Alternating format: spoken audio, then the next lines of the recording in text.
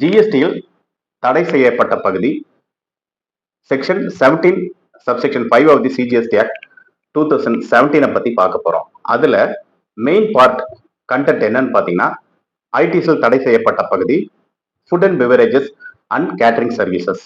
அதாவது ஒரு கம்பெனி தன்னுடைய எம்ப்ளாயிஸ்க்கு ஃபுட் அண்ட் கேட்டரிங் சர்வீஸ் அல்லது கேண்டீன் சர்வீஸ் பண்ணும்போது அந்த நிலைமையில கம்பெனி செலவு பண்ணாலும் ஐடிசியை தடை செய்யப்பட்டிருக்கு அப்படின்னு இந்த பதிவுல பார்க்க போறோம். ஜிஎஸ்டி சட்டமும் இந்த செக்ஷனும் அதைத்தான் சொல்ல வருது. அதனால நண்பர்களே, இந்த வீடியோவை கண்டினியூவா பாருங்க, ஸ்கிப் பண்ணாம. சப்ஸ்கிரைப் பண்ணாதவங்க சப்ஸ்கிரைப் பண்ணி வச்சுக்கோங்க. இது உங்க கம்பெனிக்கு ஐடிசி எடுக்கிறதுக்கு உபயோகமா இருக்கும்.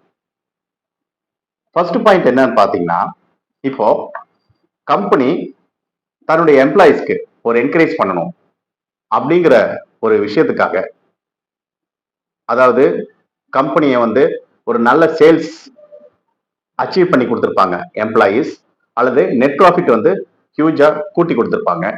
இந்த மாதிரி சிச்சுவேஷன்ல கம்பெனி இவங்களை என்கரேஜ் பண்ற விஷயமா மோட்டிவேட் பண்ணணும் அப்படிங்கிறதுக்காக சில ஈவெண்ட்டை கண்டக்ட் பண்ணுவாங்க, அவங்கள உற்சாகப்படுத்துறதுக்காக.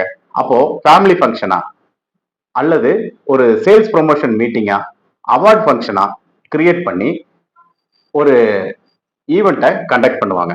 அந்த டைம்ல அந்த எம்ப்ளாயிஸ்க்கும் அவங்களை சார்ந்த ஃபேமிலிஸ்க்கும் ஒரு ட்ரீட் மாதிரி, அதாவது ஃபேமிலி ட்ரீட் மாதிரி அல்லது ஃபங்க்ஷன் கண்டக்ட் பண்ற விதமா அவங்களுக்கு ஃபுட் ப்ரொவைட் பண்ணுவாங்க. இந்த மாதிரி சமயத்துல அந்த ஃபுட் எக்ஸ்பென்சஸ் கம்பெனி பேர் பண்ணணும், அதாவது எக்ஸ்பெண்டிச்சரை பேமெண்ட் பண்ணணும்.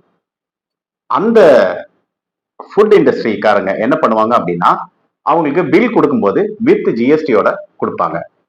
இந்த மாதிரி டைம்ல கம்பெனி ஐடிசி எடுக்கலாமா, இந்த எக்ஸ்பெண்டிச்சருக்கு ஜிஎஸ்டி ஐடிசி எடுக்கலாமா அப்படின்னு பாத்தீங்கன்னா, food and beverages and catering சர்வீஸ்க்கு ஜிஎஸ்டியில் தடை செய்யப்பட்டு உள்ளது.